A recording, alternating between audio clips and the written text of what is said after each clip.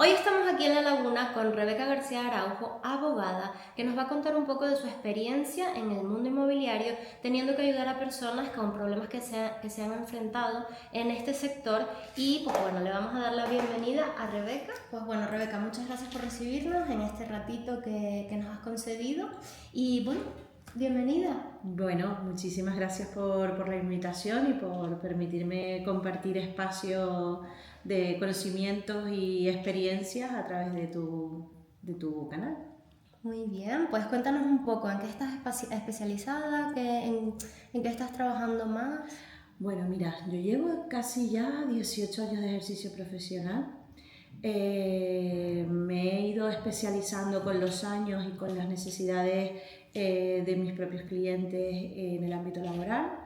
Okay. Tengo un máster en asesoría laboral y también me he ido especializando en materia de familia. Tengo un máster en mediación civil y mercantil, experto en mediación familiar. Okay. Llevo muchos asuntos de familia, llevo muchos asuntos de herencia civil en general. El derecho privado en general es una materia que me apasiona y que, en fin, forma parte de mi día a día. Relacionado con el mundo inmobiliario, se te presentan, ya que trabajas con familias, ¿no? Y herencias y todo esto, pues, ¿qué caso ha sido el que más te ha marcado o qué caso quieres compartir con nosotros que se pueda? Un poco que le dé idea a los que nos están viendo, ¿vale? De que a lo mejor si están en el mismo caso, sepan que tienen una solución.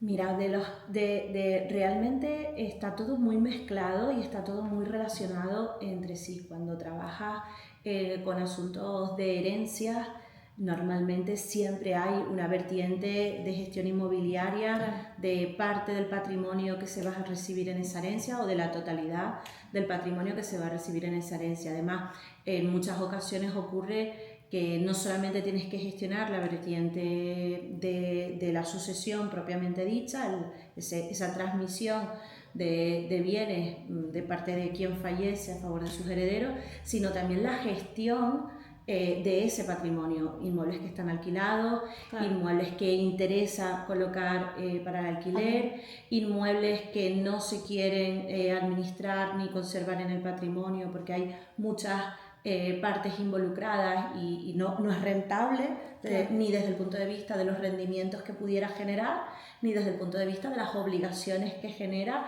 a dividir entre muchas personas. Entonces claro, ahí conviene pues, gestionar ese patrimonio para la venta. Entonces, claro, en muchas ocasiones, desde el punto de vista de las gerencias, hay muchísima gestión inmobiliaria. Por ponerte un ejemplo que me haya requerido de mucho trabajo y de mucha historia, pues no hace mucho terminamos de gestionar una herencia de una familia que había migrado, como tantas familias canarias, claro, a Venezuela. Había fallecido el marido, había fallecido en Venezuela, la esposa se había trasladado aquí y había unos inmuebles aquí que estaban comprometidos en contrato de arras para la venta. Imagínate. Pero no estaba la herencia arreglada, no se había hecho declaratorio de herederos. Bueno, hemos batallado y lidiado lo que no está en los escritos para poder terminar de preparar la herencia. Entre medias falleció la señora que estaba también aquí. Imagínate. Tuvimos que arreglar las dos herencias. Claro. Los herederos, también había fallecido un heredero, tenían que suceder la esposa y las hijas. Bueno, sí, aquello fue 3 herencias en una, con un contrato de arras en medio, con un acuerdo de ampliación del plazo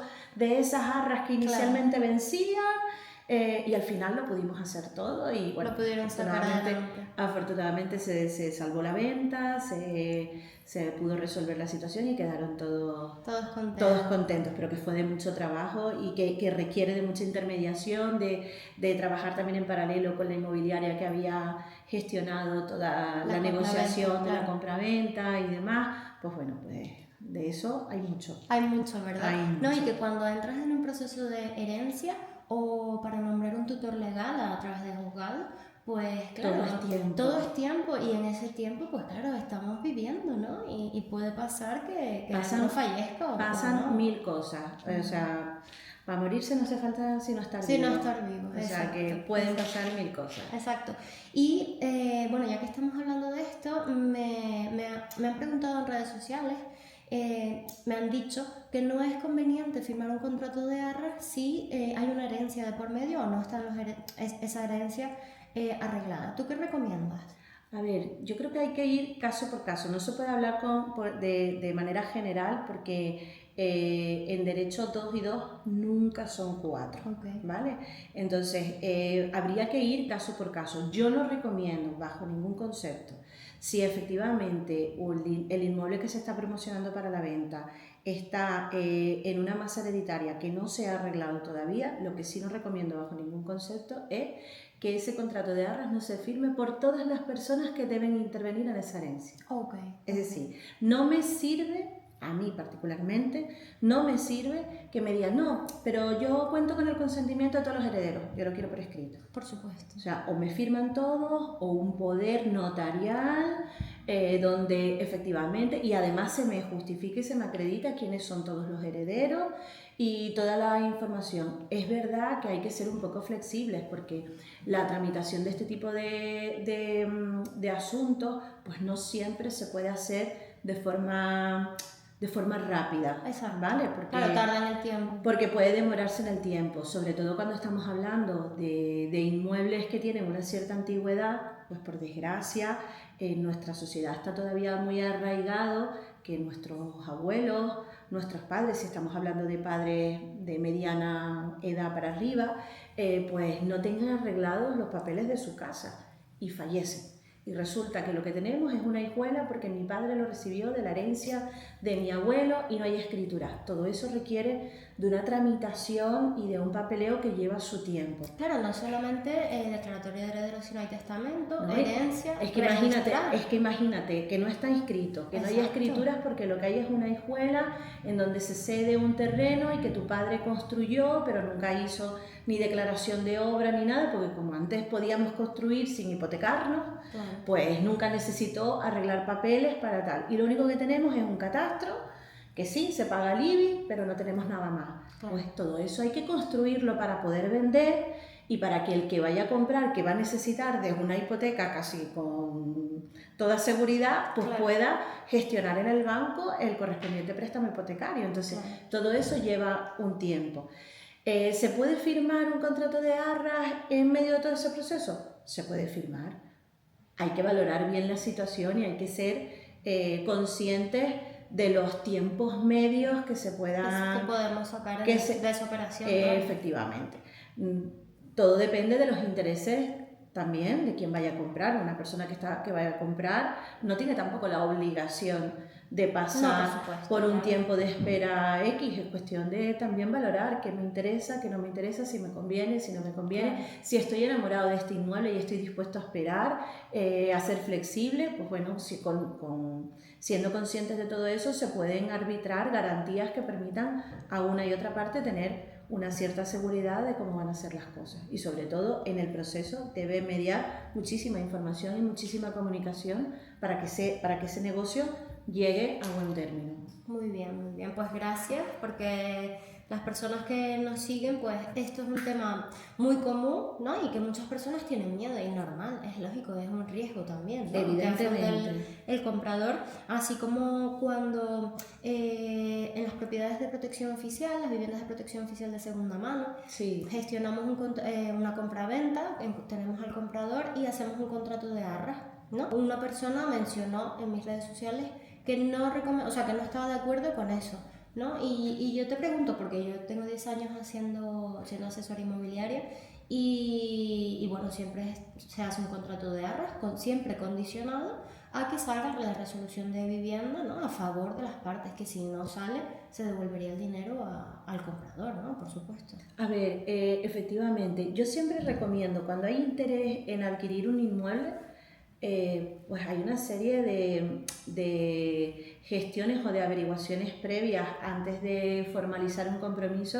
que se deben hacer por una cuestión de de diligencia, ¿no? No, y es obligación del comprador es obligación, investigar. efectivamente. Claro. Oye, pues nota en el registro de la propiedad para saber si está inscrita y qué cargas o qué afecciones pueden pesar sobre ese inmueble, incluso si existe algún tipo de embargo, algún tipo de obligación frente a terceros anotada en el registro que puede ocurrir.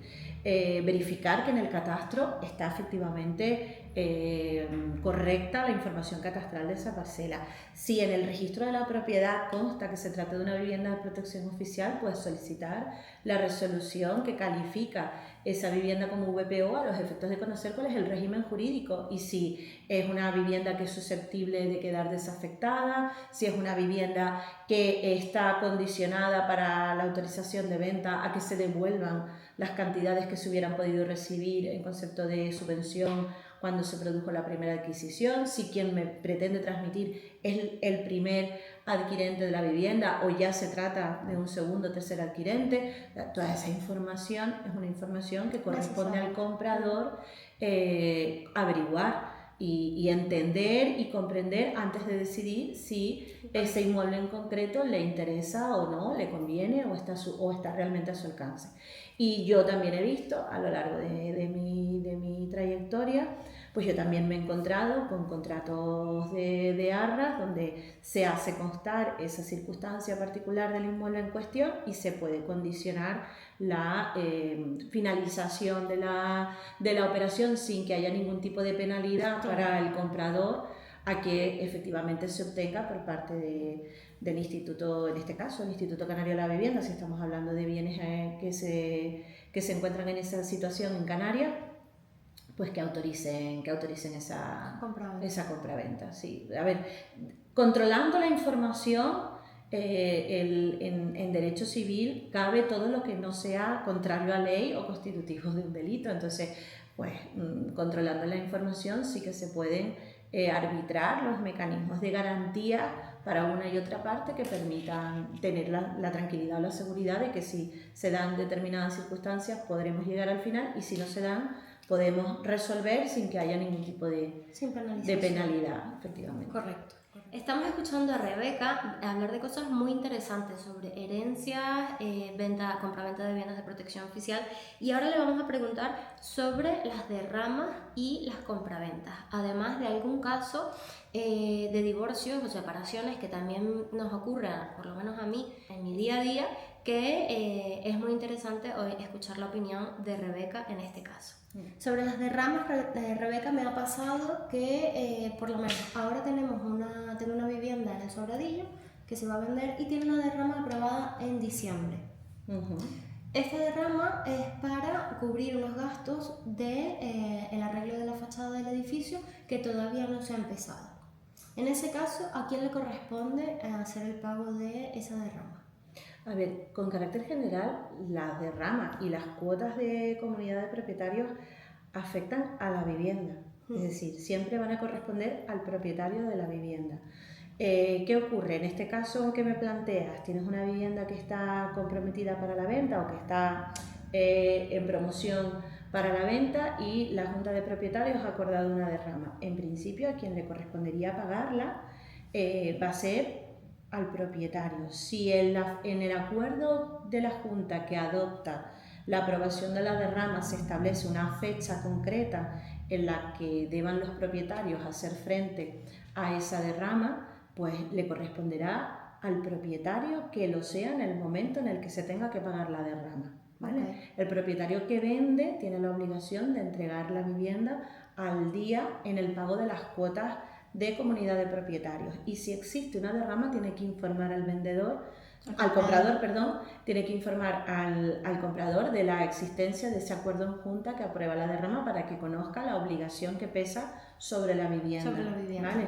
Pues en ocasiones se puede dar que en el ínterin en el que se está pagando la derrama, porque estamos hablando de una derrama significativa y se acuerda un pago fraccionado de la misma, se produce la venta en el ínterin de ese proceso.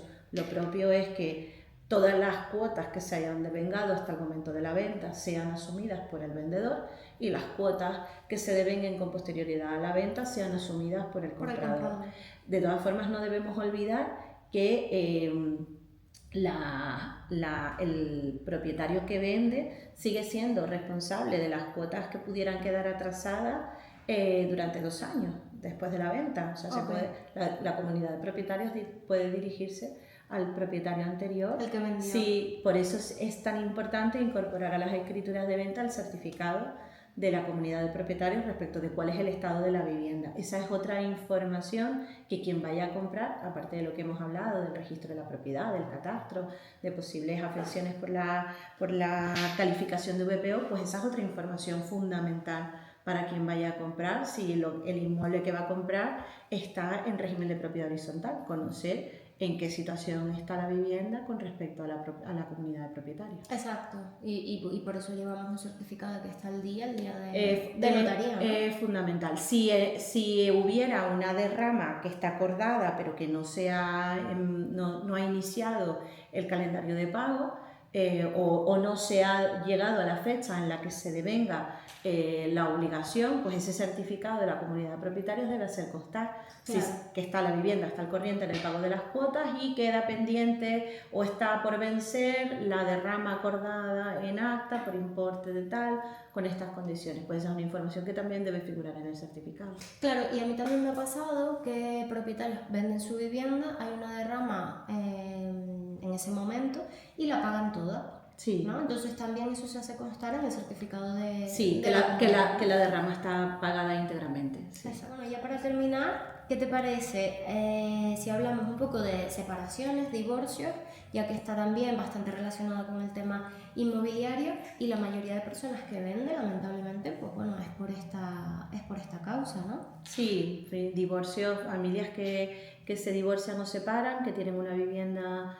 en común donde han establecido el domicilio familiar y que como consecuencia de la separación pues se ven con la tesitura de que ninguno de los dos puede asumir o no les interesa continuar asumiendo la hipoteca de manera conjunta o de manera individual quien se queda en el uso de la vivienda y se accede o se acuerda porque hay entendimiento o se obliga en el marco de un procedimiento judicial para la liquidación de los gananciales, si hablamos de un bien de carácter ganancial, o la división del patrimonio común, si fuera un bien adquirido antes del matrimonio, o de parejas que nunca se han llegado a casar, que se ven también forzados a poner la vivienda a la venta. Ocurre con muchísima frecuencia. Sí, Te diría que en un altísimo porcentaje los inmuebles que se venden hoy en día es por separación. Vienen de una separación. Sí. Es bastante común.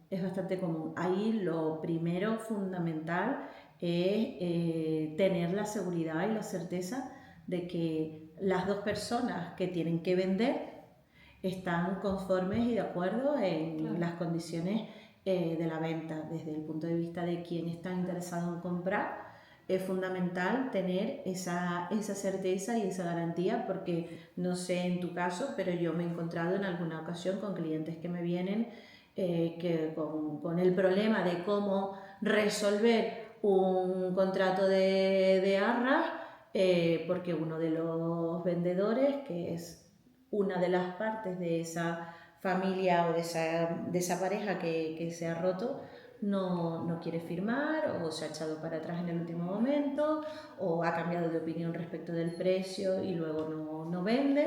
Es algo que ocurre con bastante frecuencia. Sí, ocurre con mucha frecuencia y de decir a lo mejor sí queremos vender en este precio y a lo mejor pasar un mes y ya no quieres vender en ese precio.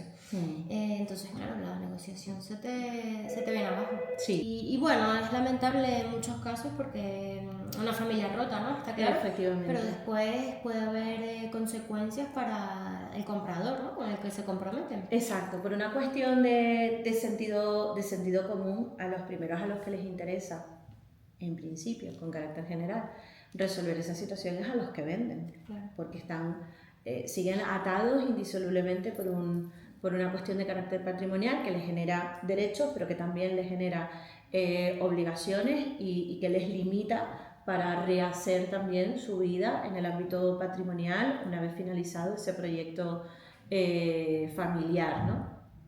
Pero también para el que compra, el que está interesado en comprar, pues no deja de ser un problema, sobre todo cuando se entrega una cantidad de dinero a cuenta y luego no se firma y luego las economías no están, claro. no están lo suficientemente saneadas como para devolver esas arras dobladas, y por ahí viene también mucha conflictividad. Entonces, Sí. no se puede garantizar al 100% que los asuntos o las operaciones de este tipo comiencen y terminen sin ningún tipo de problema, porque al final pues, pueden pasar mil cosas y se pueden dar muchos problemas de futuro. Pero bueno, siempre es importante recibir un asesoramiento previo, no solo desde el punto de vista de la gestión inmobiliaria, sino en aquellos casos que se advierten a lo mejor más complejos, más dificultosos, contar con el añadido de un asesoramiento jurídico a la hora de redactar ese contrato que esté lo más blindado posible o que contemple las distintas circunstancias que se puedan dar y regule de qué manera se pueden resolver los obstáculos que se puedan presentar, claro. Siempre va a dar una mayor seguridad y una mayor tranquilidad respecto de que aun cuando no se pueda llegar a buen término, en el propio documento queden fijadas las reglas del juego que Exacto. van a permitir solventar los problemas que puedan surgir. Exacto. Pues muchísimas gracias, Rebeca, por contar con nosotros para poder hablar sobre estas cosas que son tan interesantes para ustedes que nos están viendo y que tanto nos preguntan, tanto a ti, ¿no?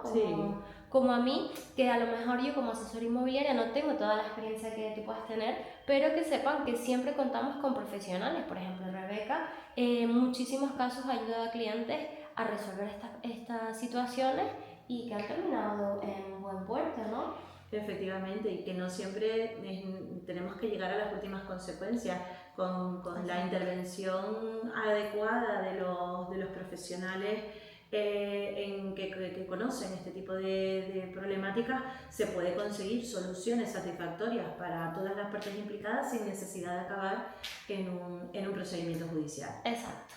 Así que nos vemos en el próximo capítulo y ya saben, Rebeca se encuentra en su despacho de abogados aquí en la calle San Juan, número 32 en La Laguna. Por si la quieren venir a visitar, tienen que pedir cita primero, ¿vale? Pues bueno, muchísimas gracias. Hasta luego, muchas gracias. Hasta luego.